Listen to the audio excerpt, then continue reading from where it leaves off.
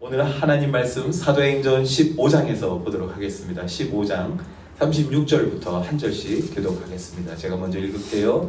며칠 후에 바울이 바나바더러 말하되 우리가 주의 말씀을 전한 각 성으로 다시 가서 형제들이 어떠한가 방문하자 하고 바나바는 마가라 하는 요한도 데리고 가자 하나 바울은 밤빌리아에서 자기들을 떠나 함께 일하러 가지 아니한 자를 데리고 가는 것이 옳지 않다 하여 서로 친히 다투어 피차 갈라서니 바나바는 마가를 데리고 배 타고 고리로로 가고 바울은 실라를 택한 후에 형제들에게 주의 은혜에 부탁함을 받고 떠나 수리아와 길리기아로 다니며 교회들을 견고하게 하니라. 아멘. 오늘 이 이야기를 살펴보면요, 그 구조가 두 목사님이 아주 심하게 싸우고 다시는 안 볼 것처럼 갈라서는 그런 이야기입니다. 이 두 목사님이, 이 두 사역자가 아마 평소에는 너희들 서로 사랑해야 돼 그렇게 가르치지 않았겠습니까? 서로 사랑해야 돼. 너희가 서로 사랑할 때 세상에 너희가 예수님의 제자인 줄 알게 될 거야 그렇게 가르쳤을 텐데, 이 두 사도가 별것도 아닌 것 같아 보이는 이 일에 정말 머리 터지게 싸우는 그런 이야기입니다. 사실 우리가 초대교회 그러면 가지고 있는 그 그림이 있습니다. 서로 사랑하던 모습이었습니다. 자기 것을 자기 것이라 주장하지 아니하고 각자의 소유를 팔아서 서로 나누고 막 못 줘서 안달이 났던 그런 사랑의 공동체였지 않습니까? 그리고 그 중에 특별히 바나바가 누구입니까? 제 1순위로 자기 밭을 팔아서 초대교회 정말 초대의 그 기초를 놓을 수 있게 헌신했던 바나바였는데, 이런 일로 심하게 다투어서 이 바울과 갈라지는 이 장면이 이것을 읽는 우리를 난처하게 만들어요. 바울을 볼 때 이런 일이 생길 수도 있는 성품인 걸 우리가 알 수가 있습니다. 바울 물러서지 않는 성품입니다. 그 앞에 왕이 있던 율법 학자가 있던 이방인이 있던 물러서지 않습니다. 스데반을 처형할 때도 중심에 서서 그 모든 처형의 책임을 감당했던 바울입니다. 다메섹 도상에서도 빛 가운데 오셨던 주님을 만나자마자 피하지 않고 회당에 쫓아가서 사람들과 논쟁을 벌였던 바울을 생각할 때 보면 이렇게 헤어질 만큼 다투는 바울이 어색하지는 않습니다. 그런데 바나바, 이름 뜻 자체가 위로자였던 이 바나바, 우리가 이렇게 추적해 보면 모두에게 부드러웠던 이 바나바가 끝까지 물러서지 않아요. 이렇게까지 이 젊은이 하나 때문에 이런 파장을 내는 것인가 의외로 생각하게 됩니다. 왜 이런 일이 생겼는지 찾아보면 우리 사도행전 13장 13절 말씀 한번 찾아보겠습니다. 다 같이 한번 읽어볼까요? 시작. 바울과 및 동행하는 사람들이 바보에서 배 타고 밤빌리아에 있는 버가에 이르니 요한은 그들에게서 떠나 예루살렘으로 돌아가고. 바로 이 젊은이가 싸움의 원인을 제공했습니다. 마가라 불렸던 이 요한은 어려움이 예상되던 그 선교지에서 무단 이탈해 버린 것이죠. 기록을 보면 이 마가가 어떤 정말 힘든 상황 속에서 이탈했다라는 기록은 없어요. 이제서야 이 1차 선교 여행이 겨우 막 이제 정리가 되고 시작할 것 같은 그런 모멘트였는데 거기서 갑자기 그냥 포기해버린 것이죠. 이게 말이죠, 너무 힘들어서 막 생명의 위협을 받고 막 굶주리고 막 너무너무 힘든 상황 속에서 포기한 게 아니었어요. 많은 신학자들은 아마도 마가 요한이 구브로 섬에서 배 타고 육지에 돌아왔는데 그 앞에 높은 산맥이 밤빌리아에 펼쳐진 거예요. 한 3,000m 정도 되는 높은 산맥이 만년설이 쌓인 그 산맥을 보면서 바울이 저기를 넘어서 가자 그럴 때 쫄아서 포기한 것은 아닌가 그렇게 추측합니다. 어쨌거나 이 마가는요 1차 선교 여행 초반에 탈락해버려요. 그렇다면 여러분 누가 옳다고 생각하세요? 한 번 더 기회를 주어야 한다는 이 삼촌 바나바 편이십니까? 아니면 이 중요한 순간에 지금 선교 여행이 셋업돼서 이제 막 시작하는데 이 중요한 순간에 자리를 이탈해버린 이런 사람한테는 다시는 기회를 줄 수 없다 주장했던 바울 편이십니다. 저는 저를 돌아보면 제가 어느 편인지 제가 말로는 나는 뭐 두 번 다시 기회를 안 줘 이렇게 말하는 사람인 것 같은데 살아온 제 여정을 되돌아보면 말로만 그랬지 사실은 저는 바나바 쪽에 가까운 사람이 아닌가 그렇게 생각이 들었습니다. 여러분 어떠세요? 여러분 앞에 이런 이슈가 있다면 여러분은 바나바처럼 한 번 더 기회를 주어야 한다는 입장이십니까? 아니면 어림도 없지 이런 기회를 박차고 나갔는데 누가 내보낸 것도 아니고 스스로 나갔는데 나는 절대 기회를 줄 수 없어 이런 편이십니까? 사실 이 이야기를 보면 이게 이렇게까지 싸워야 하는 주제인지도 애매합니다. 여러분 같으면 이런 일로 싸우시겠습니까? 아니면 푸시겠습니까? 제가 이 이야기를 쭉 살펴보면서 한 가지 큰 의문이 생겼어요. 도대체 성경은 이 이야기를 여기다 왜 기록한 것일까? 굳이 이 싸움의 이야기를 사도행전, 성령행전이라고 불리우는 이 이야기 가운데 왜 굳이 끼워 넣은 것일까? 저는 이 이야기를 살펴보면서 이 두 사람이 왜 싸웠는가가 아니라 성경은 이 이야기를 왜 기록했을까? 이것이 우리가 이 성경을 바라보는 관점의 시작이 되어야 한다라고 생각하게 되었습니다. 성경에 보면 항상 좋은 이야기만 있는 것은 아니죠. 믿음의 조상 아브라함도 분명히 명암이 있습니다. 이스마엘을 우리가 알고 있죠. 다윗도 하나님의 친구로 예배자로 하나님의 정말 기뻐하시던 그런 사람이었지만 우리는 밧세바를 기억하고 있습니다. 성경은 굳이 그런 모습까지 기록하고 있습니다. 예수님도 보면 산상수훈이라든지 오병이어 물로 포도주를 만드시는 사건만 기록하지 않습니다. 예수님께서 때로는 화내시고 슬퍼하시고 피곤해하셔서 주무시기도 하는 모습을 인간적인 모습을 동시에 기록하고 있습니다. 사도행전도 이 성령행전 이 사도행전도 항상 이렇게 흥미진진한 선교의 기적적인 장면만을 기록하고 있지는 않습니다. 오늘 본문처럼 난데없이 아나니아와 삽비라가 소개되기도 하죠. 성경을 읽다 보면 이렇게 이 이야기는 여기 왜 있지? 이건 빠지는 게 오히려 자연스러울 텐데 라고 느껴지는 부분들이 있습니다. 바로 오늘 이 15장에 등장하는 바울과 바나바의 다툼의 이 이야기가 바로 이렇게 생뚱맞게 삽입되어 있는 그런 이야기 중에 하나인 것 같습니다. 만약에 이 이야기가 없었다면요 1장 1절부터 시작됐던 이 사도행전이 정말 1차 선교여행, 2차, 3차, 4차 정말 거침없이 흘러가는 하나님의 성령행전으로 보여줄 수 있는데 굳이 이게 여기 15장에 기록되면서 우리에게 의문을 가져다 주죠.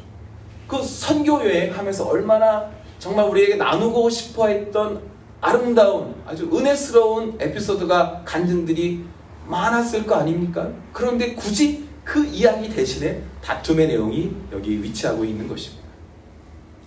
이런 의외의 상황을 우리에게 소개했던 마가는요 비교적 젊은 세대였습니다. 무엇보다 유명한 바나바의 조카였죠. 부자였겠죠. 120명 들어가는 그런 어퍼룸을 가진 집안의 자제분이었으니까요. 그런데 이 마가복음을 기록한 마가가 사도행전에서 처음 등장하지 않아요. 특징적인 어떤 그 기록이 하나 있는데 우리 마가복음 15장을 한번 보겠습니다. 마가복음 15장 51절, 52절 다 같이 한번 읽어볼까요? 한 청년이 벗은 몸에 배 홑이불을 두르고 예수를 따라가다가 무리에게 잡힘에 배 홑이불을 버리고 벗은 몸으로 도망하니라. 다른 복음서에는 이 이야기가 소개되지 않아요. 마가복음에만 등장하는 이 사람이 누구일까요? 마가복음은 마가가 기록했죠. 마가는 굳이 이 이름 없는 청년의 부끄러운 경험을 어떻게 알았을까요? 이 도망갔던 이 이야기가 예수님의 그 마지막 처형의 순간에 어떤 영향을 주는 이야기가 아니에요. 근데 굳이 그 격정적인 막 역동적인 이야기 속에 쓱 하고 이 이야기가 기록되어 있습니다. 저뿐만 아니라 많은 신학자들이, 많은 목사님들이 이 청년이 바로 마가 자신일 것이다 라고 생각하게 되었습니다. 이 혼이불을 벗어버리고 나체로 질주했던 이 친구가 마가라면 사도행전 15장에 나타나는 이 사건에서 우리는 이 마가가 도망갔던 게 처음이 아니라는 것을 우리가 추측할 수가 있습니다. 처음이 아니었어요. 종교적인 엘리트로 성장한 마가였습니다. 집안이 풍족했죠. 어머니 이름이 마리아였는데 이 마리아가 아마 초대교회의 실질적인 여전도회 회장님이셨던 것 같아요. 무엇보다 외삼촌이 무려 바울 사도를 멘토링하는 그런 초대교회의 유명한 리더였습니다. 많은 신학자들은 이 마가가 예수님을 만났을 때가 티네이저였을 거라고 추측하고 있습니다. 굉장히 어릴 때부터 예수님 가까이에서 실질적으로 예수님의 사역을 보았던 그런 젊은이였습니다. 지금으로 말하면 아마 모든 사람이 다 아는 그런 화려한 종교적인 가문의 자제였을 것입니다. 아마 모태신앙이었겠죠. 제가 예전에 섬기던 그 교회에 아주 착한 이엠 목사님이 있었어요. 이엠 목사님이시니까 한국말이 굉장히 짧았어요. 그런데 어느 날 저한테 자기 성경책 안에 어떤 흑백 사진을 하나 보여주시더라고요. 흑백 사진을 이렇게 보여주시는데 자기가 목사 됐을 때 집안 어르신들이 자기한테 그 흑백 사진을 줬대요. 우리 집안에 어떤 분이 일제시대 때 순교하신 목사님이 있는데 너 잊지 말고 훌륭한 목사님이 되어야 해 하고 그 사진을 주셨다는데 저한테 이렇게 보여주시는데 제가 보니까 그분이 조기철 목사님이셨습니다. 깜짝 놀랐어요. 몇 대 할아버지라고 그러더라고요. 어쩌면 이 마가의 위치가 초대교회에서 그 정도의 위치가 아니었을까. 안디옥 교회에 수많은 그 주님의 형제들, 리더들이 있었는데 바나바, 바울 그리고 이 젊은 친구가 선교팀에 합류했던 것은 바로 이런 집안 배경 때문이 아니었을까. 의외로 젊은 마가가 이 팀에 합류했던 것이죠. 그런데 이러한 기대를 한몸에 받았던 이 유명한 가문의 이 자제분이 왜인지는 알 수 없습니다. 또 도망간 거예요. 또 도망갔어요. 그런데 바로 이런 마가를 자기 조카라고 바나바가 2차 선교 여행에 다시 리크루팅 할 때 당연히 배쪽 같은 우리 바울 선생님이 화가 났을 것입니다. 받아들일 수 없는 상황이 됐던 것이죠. 두 사람이 격렬하게 싸우는데 여기서 이 이야기가 멈추지 않습니다. 성경에 보면, 신약 성경에 보면 조각조각 마가에 대한 이야기들이 있는데 그 이야기들을 다 합쳐보면 왜 이런 일이 발생했고 또 성경은 굳이 이 사도행전 15장에 이런 일들을 기록했는지 우리가 찾아볼 수가 있습니다. 이 싸움은요, 바울, 바나바 완전히 다른 성품의 두 사람이 성격 차이로 갈라섰다라는 것만을 말하고 있지는 않습니다. 이 스토리를 따라가다 보면 성령 안에 있는 사람들도 다툴 수 있다라는 그런 이야기만을 말하고 있지는 않습니다. 이 다툼의 이야기를 통해서 우리는 성령께서는 다툼을 통하여서도, 심지어 다툼을 통하여서도 모든 것이 합력하여 선을 이루고 교회를 이끌어 가신다라는 것을 우리가 알게 하십니다. 다음 말씀을 한번 우리가 찾아봤으면 좋겠습니다. 디모데 후서 4장 11절에 있는 말씀 다 같이 한번 읽어볼까요? 시작. 내가 올 때에 마가를 데리고 오라. 그가 나의 일에 유익하니라. 바울 사도의 마지막 서신으로 여겨지는 이 디모데 후서에서 바울이 마가를 언급해요. 근데 그 마가에 대한 평가가 특별합니다. 사도행전 15장에서는 다시는 안 볼 것처럼 천하의 쓸모없는 처럼 생각하는 것 같았는데 시간이 흐른 후에 바울이 마가라는 그 친구가 그의 사역에 유익한 사람이다라고 평가하고 있습니다. 도대체 중간에 어떤 일이 발생했던 것일까요? 우리 골로새서도 한번 찾아볼까요? 골로새서 4장 10절 다 같이 시작. 나와 함께 갇힌 아리스도고와 바나바의 생질 마가와 이 마가에 대하여 너희가 명을 받았음에 그가 이르거든 영접하라. 저 가로가 성경에 그대로 있어요. 뭔가 중요한 이야기를 첨부하고 싶은 바울의 의도를 우리가 알 수 있습니다. 바나바의 생질 마가를 소개할 때에 이 마가에 대한 특별한 인스트럭션을 그 편지에 동봉한 것입니다. 이 골로새에 쓴 편지에서도 우리는 바울이 바나바의 조카 마가를 더 이상 정말 실패자, 도망간 놈 그렇게 생각하지 않고 무언가 그의 사역에 도움이 되는 특별한 존재로 생각하고 있다는 것을 우리가 알 수가 있습니다. 다음에 빌레몬서를 보시면 더욱더 놀라운 이야기가 기록되어 있습니다. 빌레몬서 1장 23절 24절 다 같이 한번 읽어보겠습니다. 시작. 그리스도 예수 안에서 나와 함께 갇힌 자 에바브라와 또한 나의 동역자 마가 아리스타고 데마 누가가 문안하느니라. 바울에게 엄청난 실망을 주고 절친 바나바와 헤어지게 만들었던 이 마가를 바울은 이게 어떻게 된 사정인지 성경이 말하고 있지 않으니까 잘 알 수는 없는데 지금 바울이 감옥에 갇혔는데요. 이 기록을 보면 마가가 바울의 그 감옥에 같이 갇혀 있는 상태라는 것이죠. 도대체 어떤 일이 발생했던 것일까요? 그리고 정말 놀라운 사실이 하나 더 있는데 이게 정말 놀라야 할 텐데 모르겠습니다만 디모데 후서 4장 11절 우리가 아까 읽었는데 그 앞구절 10절 11절을 다시 한번 연속해서 읽어보겠습니다. 시작.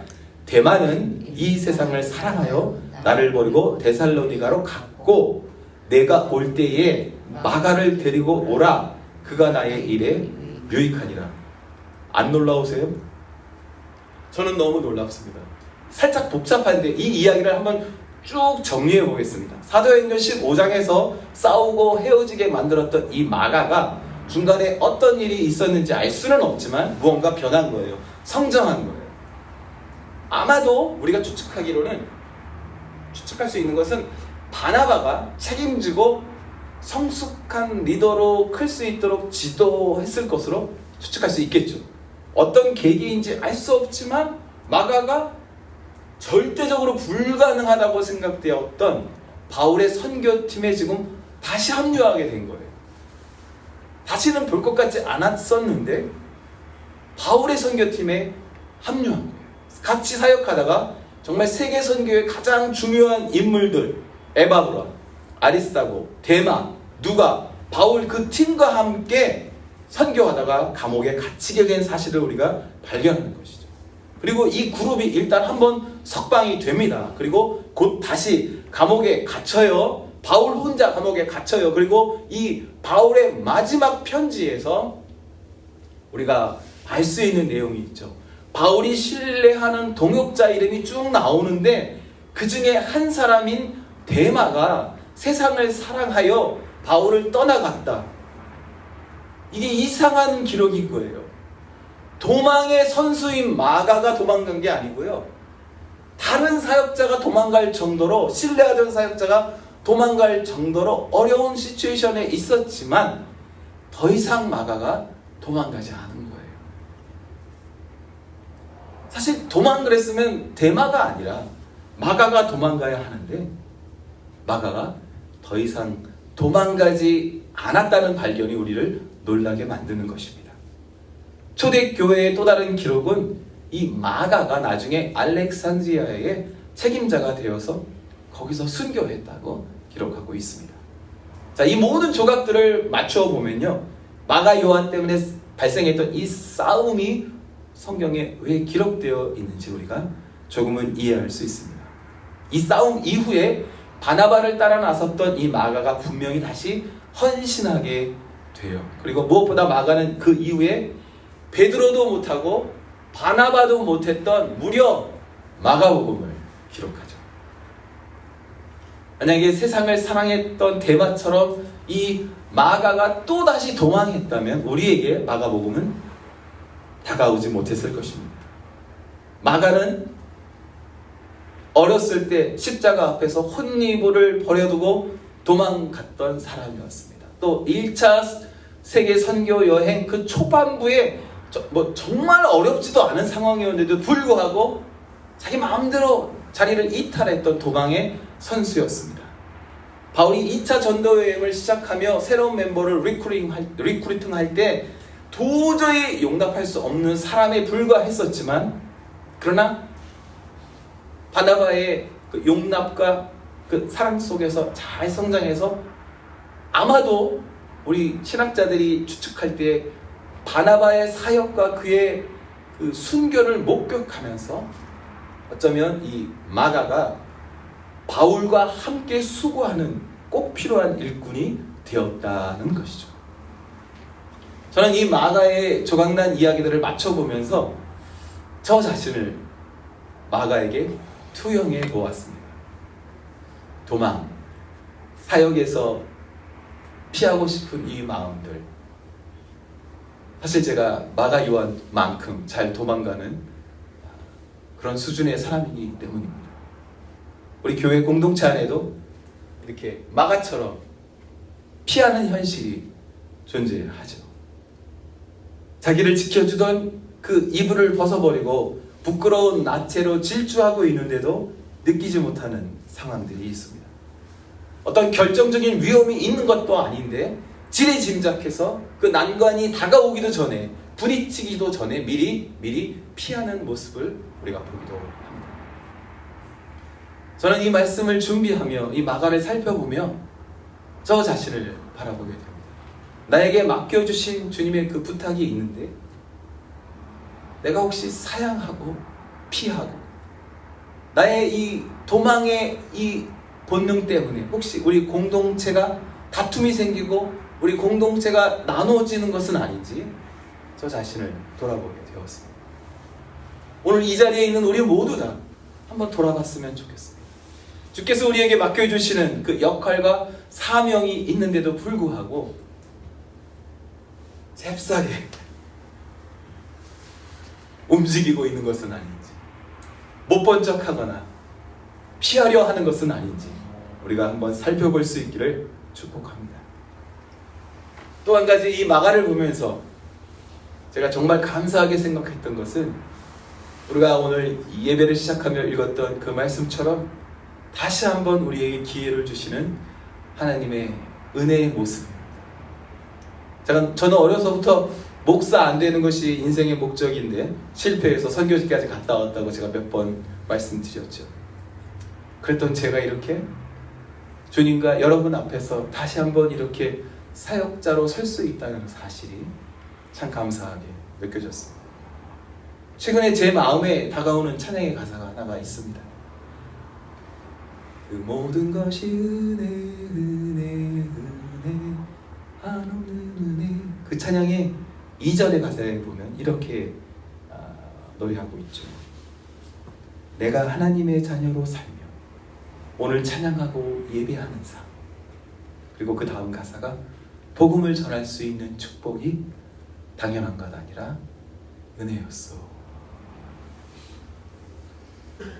복음을 전한다는 것이 의무가 아니고요. 그것은 정말 말할 수 없는 하나님의 축복일 것입니다.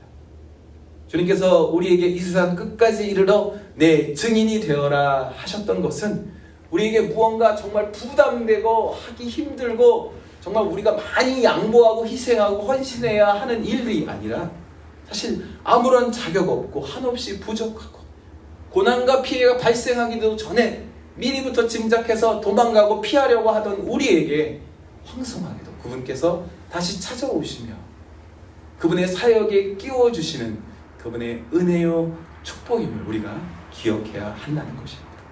복음을 전한다는 것이, 예수의 이름을 우리가 전한다는 것이 부담되는 사명이 아니라 어떤 사역이 아니라 의무가 아니라 감사요 은혜요 축복임을 기억할 수 있기를 원합니다. 주님께서 마가를 다시 안아주셨듯이 오늘 이 자리에 우리 모두를 안아주셨습니다.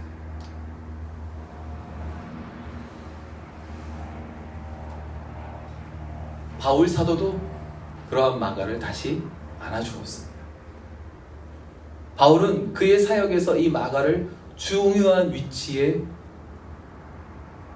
사역하게 만들어 주었습니다. 다시는 안 볼 것처럼 화를 내고 그랬던 사이였지만 하나님은 은혜 가운데 화해하고 오히려 그 사람을 가장 중요한 위치에 세워주었습니다. 제가 이 마가에 대해서 한 군데 더 살펴보고자 하는 구절이 있습니다. 꼭 살펴봐야 돼요.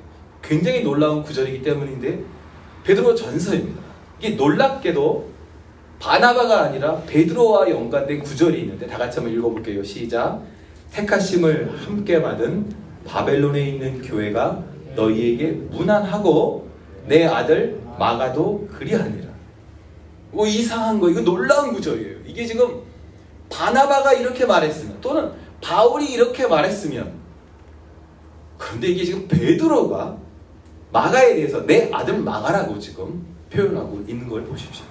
많은 신학자들은 마가복음이 베드로의 영향이 강하다라고 말하고 있습니다. 추측입니다. 이건 정말 추측인데 바나바의 순교 이후에 어쩌면 이 철없던 마가가 베드로에게 다시 픽업된 것으로 보여져요. 베드로가 누구입니까? 베드로. 도망의 선수, 도망의 선배 아닙니까? 3번 부인했던 베드로가 마가를 만났을 때 어떤 대화가, 어떤 치료가, 어떤 사역이 그들 가운데 있었을까요? 그렇게 주님은 도망하던 마가를 베드로를 통하여 안아주셨던 것이죠. 아마도 연속된 그 실패로 미안한 마음속에 좌절 속에 빠져 있었던 이 마가를 주님께서는 초대교회 최고의 선생님들을 붙여주셨던 것이죠. 바울, 바나바, 그리고 베드로까지 초대교회에 가장 유명했던 이 사역자 3명을 마가의 인생 가운데 배치해 주셔서 영원한 실패자로 남게 하신 것이 아니라 회복되어서 이 쟁쟁한 선생님들의 가장 중요한 파트너로 사역할 수 있게 하셨던 것이죠. 우리도 마찬가지 아닐까요? 우리도 전혀 자격이 없고 전혀 어울리지 않는 그런 사람이지만 정말 주님께서 예측하지 못한 큰 사랑을 우리에게 베풀어 주셨습니다. 두려움에 주를 멀리 떠나 도망가고 숨었던 우리들, 그러나 주님께서 따뜻한 품으로 안아주시며 이는 내 사랑하는 자녀이다, 내가 잃었다가 다시 찾은 자녀이다 라고 선언해 주셨던 것을 기억해야 합니다. 성경에 이렇게 불편한 이야기들이 기록된 이유는 바로 나 때문이죠. 아브라함, 이삭, 야곱, 모세, 다윗, 엘리야, 요나, 베드로, 바울, 마가 모두 다 도망했던 현실을 가지고 있습니다. 피하려 했었고 숨고자 했던 본능이 있었습니다. 그러나 주님께서 마가를 안아주셨듯이 오늘 우리를 다시 안아주십니다. 주님의 사랑하시는 형제자매 여러분, 오늘 이 시간 마가처럼 예전 공동체에서 또 우리의 지나온 어떤 관계들 속에서 무언가 큰 데미지를 주고 미안한 마음에 멀어져 왔던 그런 기억이 있으시다면 주님께서 그 기억을, 그 마음을 만드시며 여러분 한 사람 한 사람을 자유하게 하시기를 축복합니다. 또 혹시 복음을 전하는 것이 부담되어서 주께서 부탁하시는 그 사역들이 부담되어 순종하지 못하고 피하려 했던 것, 그것을 나의 의무로 여기고 피하려 했던 그런 나의 모습들이 오늘 주님의 그 임재하심 안에서 오히려 그것이 나를 살리는 그분의 거룩한 부르심임을 다시 한번 확인할 수 있기를 축복합니다. 주님의 사랑하시는 형제 자매 여러분, 하나님 그분은 오늘도 이곳에서 우리를 환영하신다 말씀하십니다. 혹시 이 자리에 미안한 마음, 어두운 기억들 품고 있으시다면 오늘 이 시간 우리를 따뜻하게 안아주시는 그분의 그 품 안에서 자유할 수 있기를 축복합니다. 신실하신 우리 주님은 오늘 이 자리에 있는 우리 모든 마가들을 다시 일으켜 세우십니다. 지나온 시간의 부끄러운 기억들이, 그 기록들이, 지우고 싶었던, 밝혀지지 않기를 원하는 그 모든 기억들이 예수 이름의 능력 안에서 모든 것이 합력하여 선을 이루므로 하나님의 나라에 충성되이 달려갈 길을 마칠 때까지 기쁘게 달려가는 그 마가처럼 다시 새로워지는 하나님의 자녀들이 되시기를 예수님의 이름으로 축복합니다.